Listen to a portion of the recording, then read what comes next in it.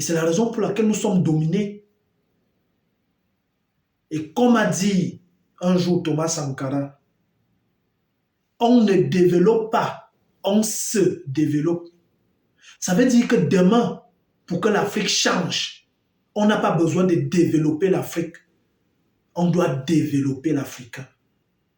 On n'a pas besoin de développer nos matières premières. On doit se développer nous-mêmes. Et quand on parle de se développer nous-mêmes, we talk about mindset. On parle du mental, du mindset. On parle de la discipline. On parle d'étudier également la science et d'être au sommet de la science. On parle de faire des projets ensemble. On parle de former des équipes.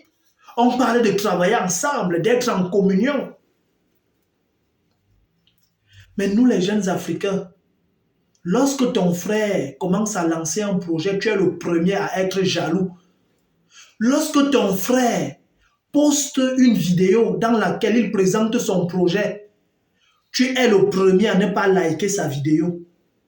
Mais si le même frère poste une vidéo d'une fille qui est en train de tourner son derrière, tu vas aller liker. Voilà notre mindset, un poor mindset, une mentalité de pauvre. On est pauvre parce que l'Afrique est pauvre, entre guillemets, parce que les jeunes Africains sont mentalement pauvres. Nous sommes des pauvres. On oriente notre intelligence dans le divertissement, dans la jouissance, dans le poutoulou. Voilà là où on oriente notre cerveau. Pendant que les autres sont en train de faire des recherches, sont en train de lire des livres, sont en train d'aller faire des expériences sur Mars. Nous, dans nos pays, on est là, on jalouse son frère. On fait tout pour que notre ami, notre frère n'avance pas. On passe le temps à nous combattre entre nous. Pendant que les autres avancent, on peut avoir le prochain marabout qui peut faire du mal à tel. Voilà le problème. Voilà le problème de nous les jeunes. C'est pour cela que je dis nous sommes des jeunes endormis.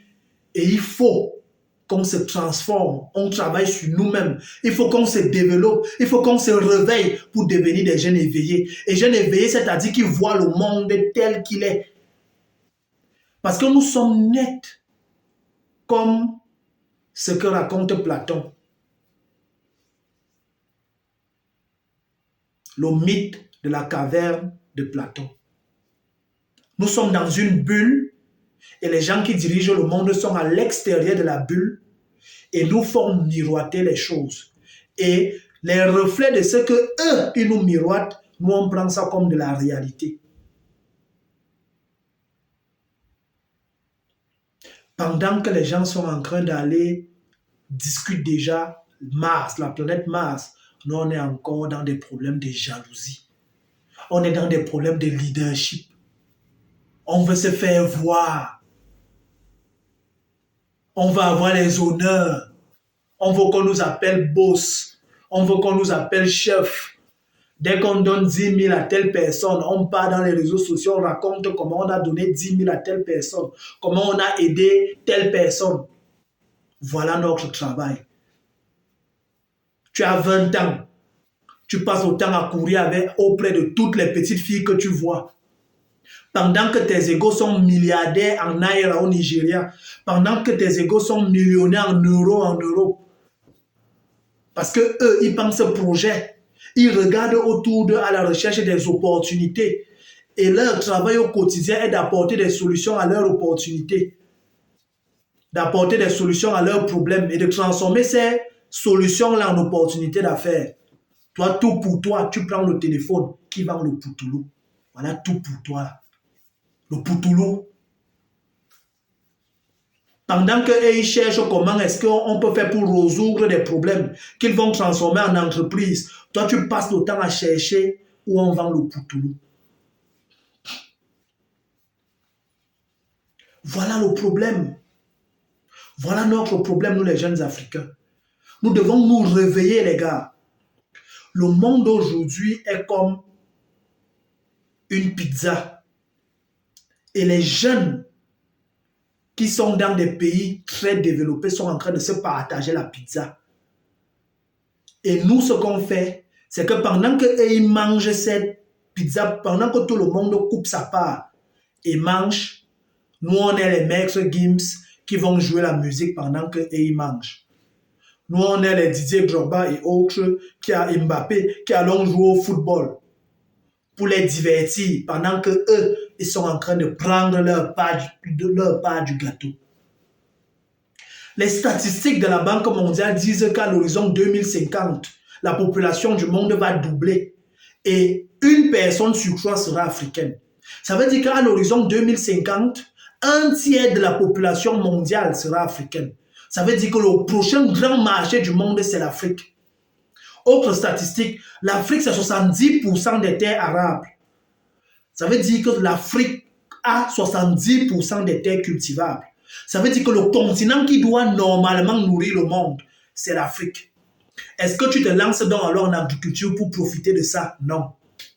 C'est le poutoulou que toi tu cherches à longueur de journée. Ou est-ce qu'on vend le poutoulou moins cher? Est-ce que tu utilises cette statistique aujourd'hui pour te positionner, pour te lancer en agriculture? Non, ça ne t'intéresse pas. C'est toutes les petites filles du quartier qui t'intéressent. Nous serons un tiers de la population mondiale sera africaine. Et nous avons 70% des terres cultivables. Au lieu que nous pensons comment est-ce qu'on peut mettre des projets pour nourrir le monde demain. Parce qu'il ne faut pas qu'on fasse des petits champs pour nourrir nos petites familles. Non, non, non, non. Nous devons également avoir le contrôle et être des monopoles dans les domaines. Les jeunes Africains aujourd'hui doivent pouvoir être demain des grands monopoles dans les domaines. Aujourd'hui, lorsqu'on parle de réseaux sociaux, le monopole c'est Facebook. Le monopole est détenu par les Américains. Nous aussi, on doit avoir un monopole. Qu'est-ce que nous on peut contrôler? Le Google de l'agriculture n'existe pas encore. Il nous faut dominer également le marché de l'agriculture. Réveillons-nous. Nous dormons. Nous dormons. Écoute, les milliardaires d'aujourd'hui étaient des personnes qui ont résolu les problèmes du futur au présent.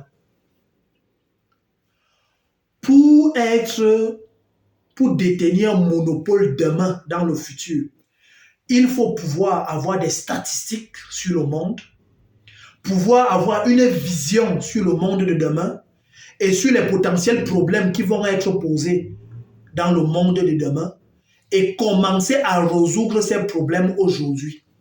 Ça fait en sorte que demain, lorsqu'il y aura ce problème-là, lorsque les gens endormis vont dire « Hey, donc il y a ce problème », toi, tu aurais déjà 30 ans de solution par rapport à ce problème-là. Et c'est comme ça que tu vas détenir le monopole de ce domaine-là. C'est la raison pour laquelle tu vas voir les Européens ne s'amusent pas avec les statistiques. Parce que les statistiques, les données statistiques nous permettent de visualiser le futur et de prendre les décisions aujourd'hui qui vont nous permettre de prendre de l'avance dans le futur. Pendant que les gens sont dans les écoles, en train d'étudier les statistiques et d'appliquer ça, en train de mener des études, toi, c'est le poutoulot. Toi, la fille, c'est bouger ton derrière pour avoir les vues. Quel est ce continent-là dont les jeunes Africains, ce qui les intéresse, c'est le nombre de vues qu'ils ont dans les réseaux sociaux. Qui t'a dit que ta valeur dépend de ton nombre de vues? Qui t'a dit que ta valeur dépend de ton nombre de vues? Qui t'a dit que tu signifies quelque chose parce que tu as 1 million d'abonnés? Qui t'a dit ça? Qui? Ta valeur est définie par la valeur que tu apportes aux autres. Ta valeur est définie par la valeur que tu apportes aux autres. C'est la raison pour laquelle les pauvres ne sont pas souvent perçus comme des valeurs parce que bon nombre de pauvres sont égoïstes. Le pauvre, lui, il est toujours en train de se plaindre. Le pauvre est toujours en train de vouloir qu'on lui donne. Le pauvre ne réfléchit pas qu'ok, qu'est-ce que moi j'ai sous la main comme opportunité? Qu'est-ce que je peux faire? Qu'est-ce que je peux apporter à l'autre?